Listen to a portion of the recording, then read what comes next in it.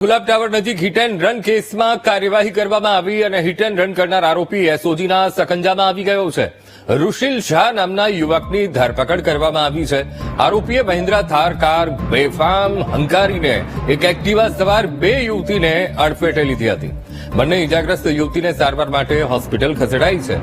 તો 5 ડિસેમ્બરના રોજ આ હિટ એન્ડ રનની ઘટના બની હતી અને જેના સીસીટીવી ફૂટેજ પણ સામે આવ્યા હતા. અને હવે આ રુશિલ શાહ જેણે આ થાર બેફામ હંકારીને આ બે યુવતીઓને અડફેટે લીધી હતી એ આરોપી એસઓજીના સકંજામાં આવી ગયો છે. આજ મુદ્દે સંવાદદાતા અનિતા ફોનલાઈન પર. અનિતા, ગુલાબ ટાવર નજીક હિટ એન્ડ રન કેસ અને મહત્વપૂર્ણ એસઓજીની કાર્યવાહી, આરોપી એસઓજીના સકંજામાં, શું કાર્યવાહી? જે કુર જે પ્રકારે અમદાવાદમાં ફરી એક વખત હિટ એન્ડ રનની ઘટના સામે આવી છે. 5 ડિસેમ્બરના રોજ આ ઘટના બની હતી. જે ઘટનાને લઈને સીસીટીવી સામે આવતા એસઓજી ક્રાઇમે આ સીસીટીવીના આધારે તપાસ શરૂ કરી હતી.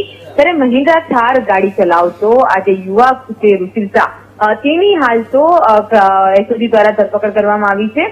રુશિલ શાહ વિરુદ્ધ અગાઉ પણ 4 થી 5 ગુના નોંધાયા હોવાનું પણ સામે આવ્યું છે અને ગુનાખોરી ઇતિહાસ ધરાવતો હોવાનું પણ ખુલ્યું છે. અને જે પ્રકારના સીસીટીવી સામે આવ્યા હતા કે આ યુવાન જે હતો તે સ્પીડમાં જે થાર ગાડી લઈને જઈ રહ્યો હતો ને દરમિયાન એક્ટિવા પર જઈ રહેલી બે યુવતીને પાછળથી અડફેટે લીધી હતી, જેના કારણે યુવતીઓને ગંભીર ઈજા પહોંચી હતી અને સારવાર માટે હોસ્પિટલ ખસેડવામાં આવ્યું હતું.